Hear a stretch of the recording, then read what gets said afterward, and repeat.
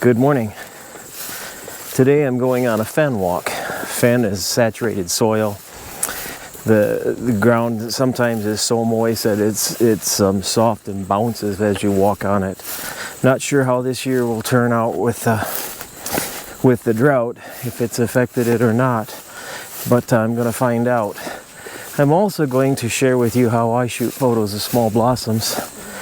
Kind of give you a little bit of what I do, right or wrong, and see if it might help you out when you do your photography. So let's go out, take this fen walk, see what we find. Hopefully we'll find some nice uncommon plants that live only in fens, or primarily in fens, and get to share with you some information. I'm down here in a wet spot, and it didn't take long at all, and I believe I'm seeing some interesting plants. It might be hard to recognize them looking at this from a wide view,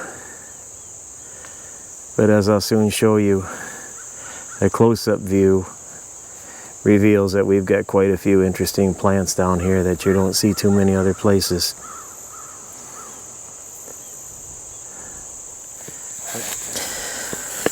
Since the actual location of the wildflowers is wet, I get my gear out up here where it's a little bit higher and drier, hopefully.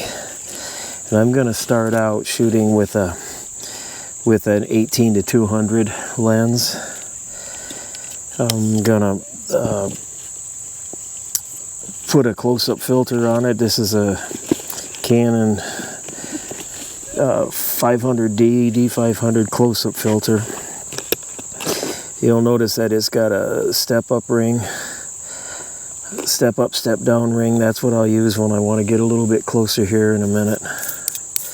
So I'm going to unscrew that. I bought this filter matches the end of this lens.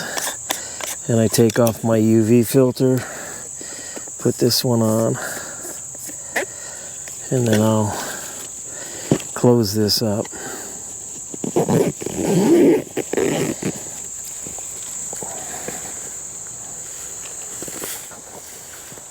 My first flower to find is this white one right here. That's the Grass of Parnassus. It's kind of fun to say, Grass of Parnassus, so everybody say it. Let's get that over with. Grass of Parnassus. And now I've got this 18-200 millimeter lens on that I'll shoot my first photos, and I want to make sure that I have minimal depth of field, because I want that background to blur, and you'll notice that there's some darkness. Right now there's an insect on it. That just adds to the detail of the plant, or the blossom picture.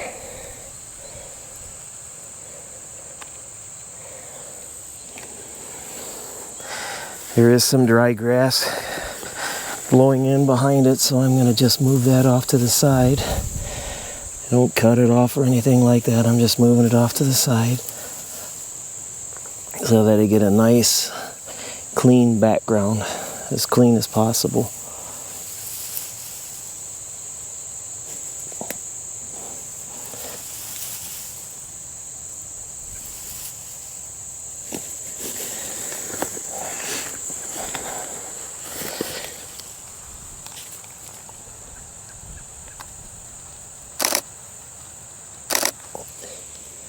Now this is such that because the plant is a bright white and the background is somewhat shaded, you have to underexpose. So I'm underexposing by 1.3 stops. And I do believe I've got some nice pictures of it.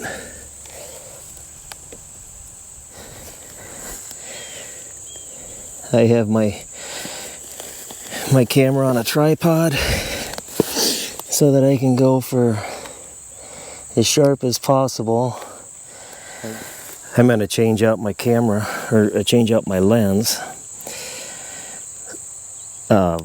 This will allow me to get a closer focus on that blossom. With this 18-200, you just don't get as much. So to show you how to put that close-up filter on, I'm using this step up, step down ring. I screw that on the end of this lens. I'm taking the same Canon 500D close-up filter, screwing it onto here now.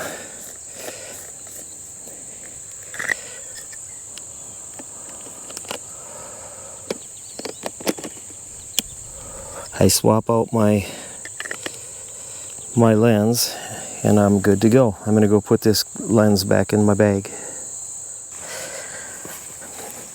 So with the lens changed out, this 70 to 300 allows me to focus, or allows me to make that blossom even bigger. But I do need to back up some, because the focusing distance is different. And I'm going to change my angle just a bit by raising my legs in my tripod, or lengthening my legs in my tripod.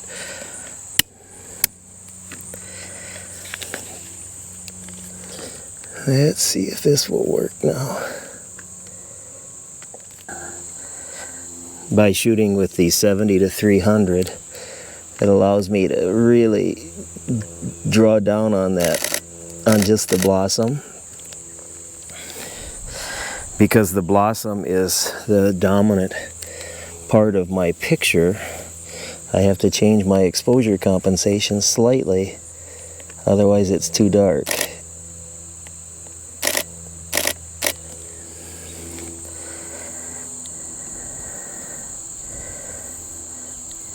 And that is how I shoot the Grass of Parnassus.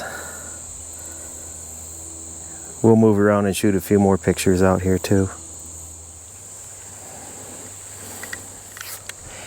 When you're out in a habitat like this, it's good to take advantage of all the plants that are out here.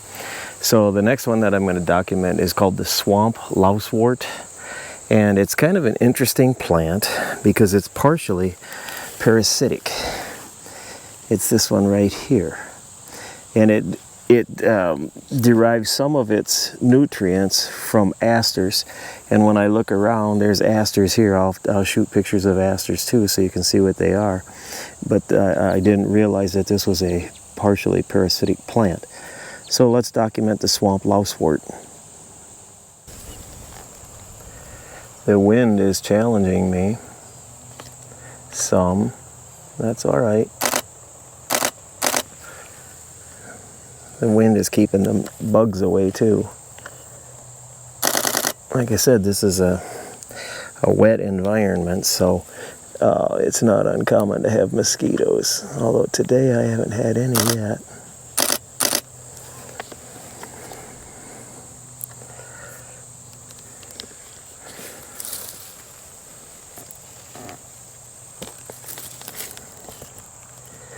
My goal when I take these pictures is that I take the pictures, I make the pictures, and then I leave, and then once the vegetation pops back up, nobody knows that I've even been here.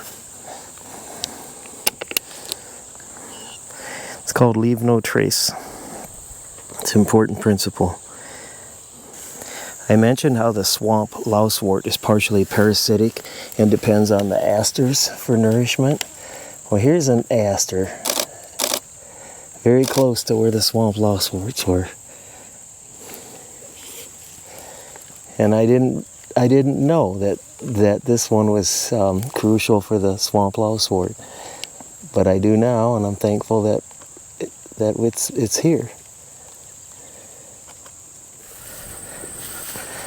Let's walk to another part of the fen where we might find a very special plant. Something that I make a trip for every year to see, and that's the fringed gentian. Usually I'm here really early, but I wanted to come a little bit later today in hopes that maybe some of the blossoms would be more opened up. We'll see. I have to find them first. When I come to places like this, I do take some precautions. Even though it's really hot, I do have knee boots on, in hopes that if there's any ticks that want to go home with me, they're not able to. Otherwise, I'm coming in here, hopefully going to find a couple more plant species, and then I'll head out since it is getting very warm. It is worth it though. There are a place like this, you know, you just can't go anywhere and just find these plants. They need a very unique habitat, and this is one of the places where they're at. I know of a couple more places in northeast Iowa where you can find them, but this one here is pretty easy for me, and generally the numbers of plant species is quite high. And in case anybody's thinking, oh, this would be fun to have these grown in my yard, they require very acidic soil. If you were to attempt to transplant them, you would probably be killing them. So don't even try.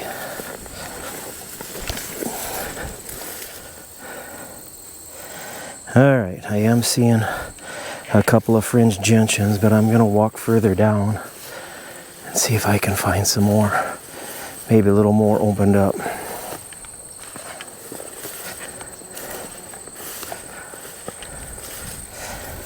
I see lots of lobelia. There's some fringed gentians. All right, here's some that aren't even opened up yet. Right there.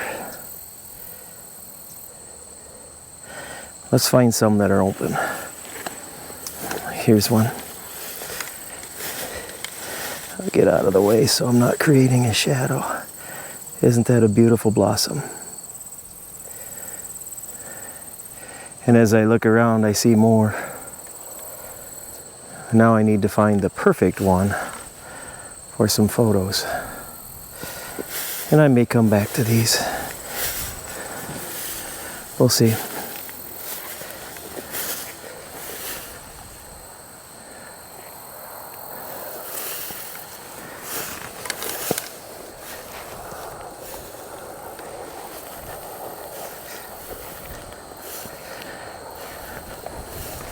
According to my database of images that I've been keeping for close to 40 years, I'm a little earlier than normal for finding or coming out here and looking at them, but that's okay, they're blooming. Here is another one.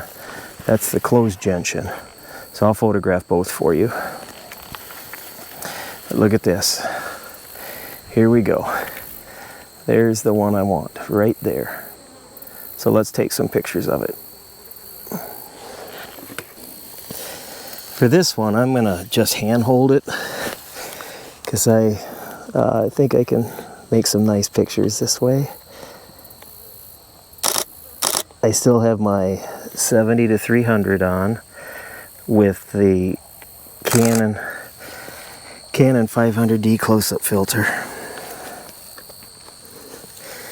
Challenges here is having a background that's really blurred, and I don't know if that's going to happen with this one. We'll see. I'm doing my best. So I'm shooting wide open, but I don't know. Sometimes you just have to take what you get. This might be one of those times. But oh, what a pretty blossom. Again, if you're thinking it'd be fun to transplant these at your house, don't even try, because you'll just kill them.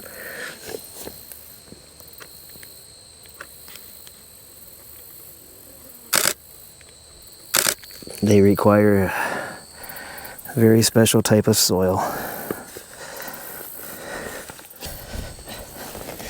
Since this blossom, or since this plant has such a nice blossom, while I'm here, I'm going to change back to my 18-200. Just get a different perspective on it, knowing that what's sharply focused and what isn't sharply focused changes based on the focal length of the lens and how close I am and the fact that I have this filter on it. So let's just mess around with this for a little bit and see what I get. Notice I unscrewed that close-up, that step-up, step-down ring, because this one will fit directly onto the lens, and you want to make sure that you're not cross-threading it. There we go. Let's see what we can get.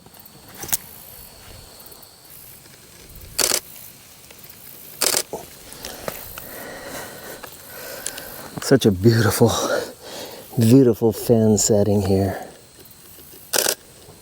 We have the fringed gentian and the yellow flowers behind it. And here we are, right behind, or right in front of my camera bag. We've got the closed gentian. That's as much as this one will flower. It doesn't open up. There are some varieties of this, the pale gentian, which is a creamy white, and I haven't gone to look for them yet this year, but I should soon.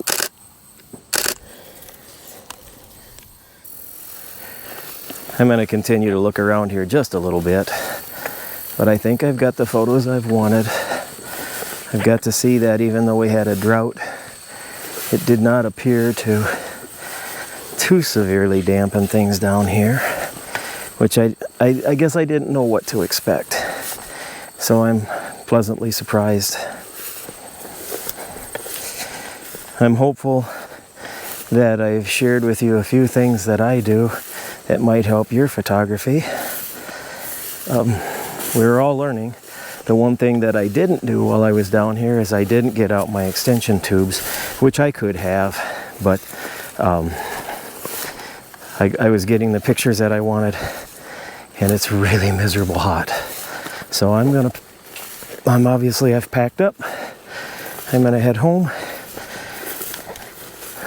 hoping that I got some decent pictures that I can put together an informative and enjoyable short video for you. If you like this kind of stuff, I encourage you to subscribe. For those who have stayed with the video this long, I do thank you for watching.